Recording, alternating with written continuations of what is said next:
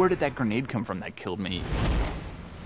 Did you see how that, like, I did that barrel roll and then hit 2 guys and it all blew up? And wow, that was awesome.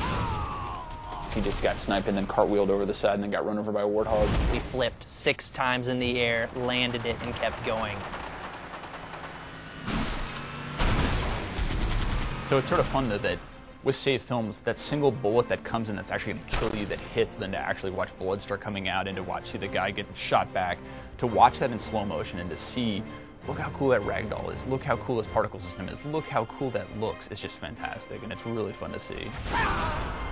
People can't make things up now. They can't lie about what happened in the game last night. They can't exaggerate. The save film essentially is an automatic replay of every game you play. Fly anywhere you want to in the map, pan around, check things out. The amazing thing about save films is that you can actually relive any moment that happened at any time and look at it from any angle. If you're not quite sure, how did they actually get the flag out of our base when we supposedly had 3 guys guarding it? Now it's easy to go back, watch the film, see what they did. The controls basically work exactly how you would expect them to. It's so simple conceptually, but making it a reality, it took years. Your first person, if you click the right stick, it shows you what that person was looking at from third person.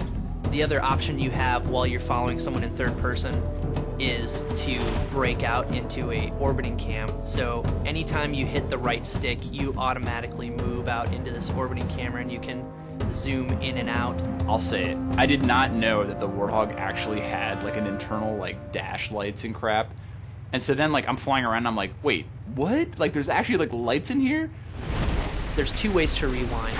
You can either press left on the D-pad, which is a shortcut, or you can bring up the control pad, highlight the back button on the control pad, press A, and you'll rewind that way.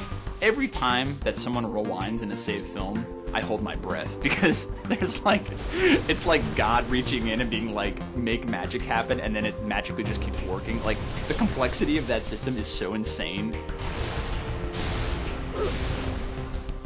Now the other cool thing is the ability to go into flying camera, and you do that by hitting the Y button, and that breaks you out into a free roaming camera. You can watch it from above and you can see what you did, maybe get a perspective where you can actually see the impact of that grenade you threw and zoom in really closely on the action that happened after that. So there's one group who was like, no, don't allow it. They're going to see too many lies. It's a pain in the ass. The other side, it was like, look, flying cam is cool as shit. It actually is a big deal. When you're in flying camera, if you hold in the left trigger, you can actually fly around the map faster. And then the right trigger is your speed control. If you hold down the right trigger in just a little, you'll notice it's slow motion. And if you hold it in all the way, it actually becomes fast forward. I want people to be able to make those snippets, be able to make those moments and share them and be like, look at this awesome game, look at these crazy things I did, and that's so awesome. And I want that to be inside our engine, not to have to go to some external site. Save films and Forge, I think, represent the coolest features that we have in Halo 3. We're giving them the tools to basically play Halo how they want to play it. They can set up any map however they see fit.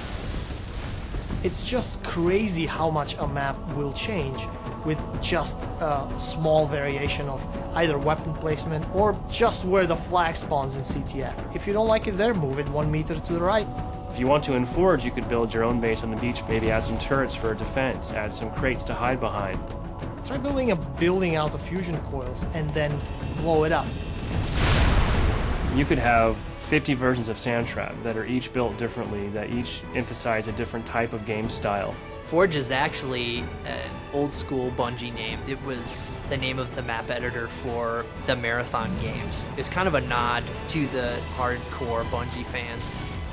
One of the guys on your team is this partially omnipotent little monitor flying around, dropping weapons for you and holding crates to block enemy fire, picking up your Scorpion and carrying you to the other side of the map. It's like the hand of God that has come and picked up this large vehicle and started slinging it around right in front of this guy's face. Your buddy can drop a bubble shield in front of you, now instantly you're protected. Maybe now you'd like to go on the offensive, ask your buddy to drop a Spartan laser for you. Next thing you know, you've got a laser in real time.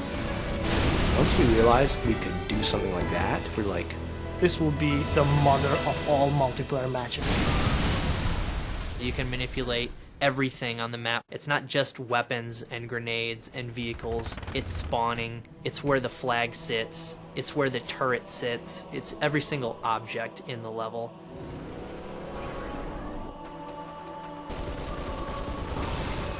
They're gonna love the Forge because they can spend hours dropping tanks on each other. Each item has a cost associated with it.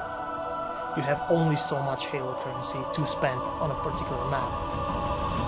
Yeah, I've joked that people are going to take our maps that are broken, and within a week they're going to fix them because they're actually going to make the real version of like, hey, you know what, Bungie, your version of territories in this level sucked, and here's the real one. we're not really sure what people are going to do.